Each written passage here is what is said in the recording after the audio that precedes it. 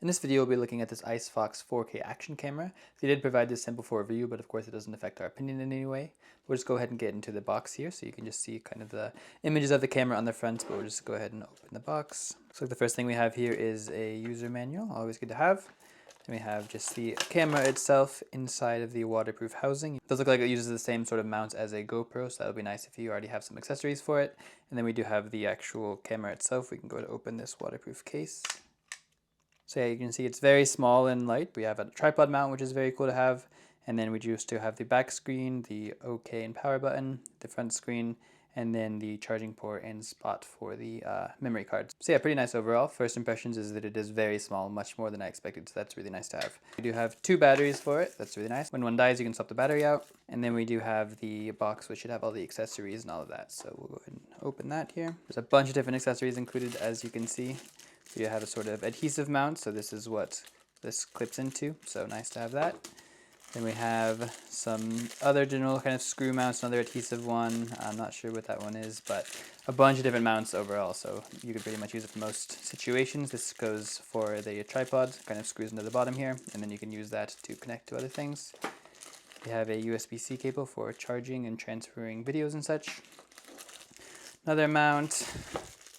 Another sort of mount. Then we have a kind of like handlebar mount, which is nice for if you're riding a motorcycle or a bicycle. It looks like we have some zip ties and a little cable just for kind of securing it to things, which is also cool, just a little security cable. Then we have some Velcro straps. I suppose this could be for just general use. It could be like attaching to your wrist or to a backpack or that sort of thing. Another mount. The remote for taking pictures and videos. You can just push this button and start recording remotely, which is great. This kind of strap mount as well.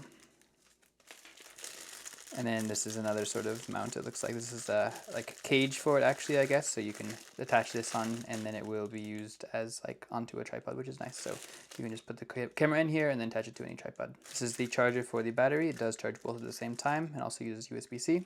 And then it looks like we even have a replacement door for the back, which is really cool. So in case something happens to this, we do have a replacement door already included in the box. All right, so once you have the camera on and set up and everything, you can see this is kind of what it looks like. We do have the touchscreen on the back, so you're able to kind of switch between the video settings. We have a normal video, slow video, a loop video, which is kind of like a dash camera where it will just kind of rewrite the memory card over itself. Time-lapse video, normal photo, auto timer photo, a time-lapse photo, burst photo, and then the Wi-Fi connection settings if you want to connect it to your phone, to the mobile app. Going into here, you can see we have the power, the Wi-Fi button, and then you can like actually lock the screen as well. So if you're using it in some environment where you don't want to interact with the touch screen, you can lock that screen and then you just have to hold it down to unlock it, which is nice. It does have digital zoom as well, as you can see here. It is digital, so the quality will get worse as you zoom in, but it's not too bad. And yeah, you do have the front screen as well. You cannot enable both the front screen and the back screen at the same time, which is unfortunate. But in order to switch between those screens, you just hold down this M button here.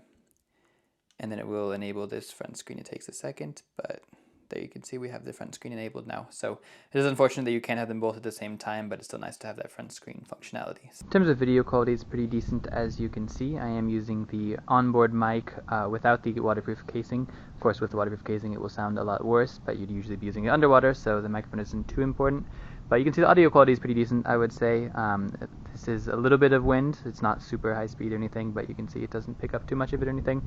So the audio quality is definitely pretty decent. Video quality, again, it's not the best ever, but I think it definitely works. You can kind of tell what's going on and everything, and it is a lot better in the daylight than at night. If you're in a dark room or something, then it will definitely be a bit worse, but I would say it's still pretty decent overall. You can just kind of, again, make out details of everything. It could be a bit better, but especially on these leaves, you can still see a decent amount of details and just give a good idea of the quality overall. And again, having that front screen is super nice as well for taking selfie videos like this, because you're able to actually see the screen and see yourself and frame it and all of that, so it's really nice to have that option of a front screen.